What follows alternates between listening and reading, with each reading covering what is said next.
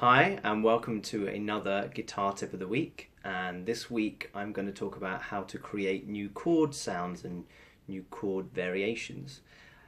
So very simply, and there's no kind of mystery around this, you have your basic chord, for example C, and then the simple way to come up with new chord variations without having to kind of come up with names and all this complicated stuff, theory and stuff. All you got to do is say, okay, well, this is the chord. What happens if I raise or lower notes on particular strings? So for example, the B string, which is this string here, I at the moment have my first finger on the first fret, so I'm just going to try and lower it by a semitone. I'm just going to take my finger off. Now that sounds quite nice. Don't need to name it, it's a new variation of C. Okay, and now let's try another variation. So now I'm going to try raising the note on that string by a semitone. Let's see if that sounds nice. Doesn't sound very nice. Okay, so that's a bad one, fret 2. What about on that same string, fret 3?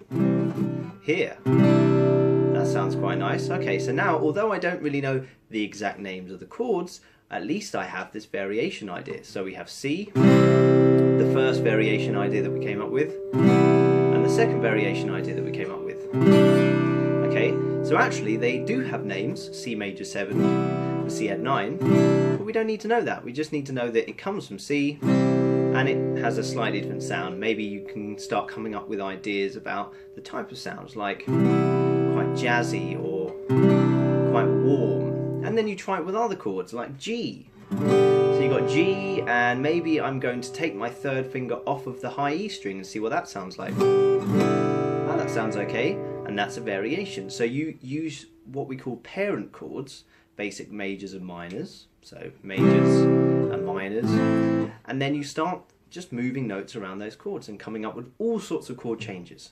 Okay, so that's this week's guitar tip of the week. I hope you enjoy it.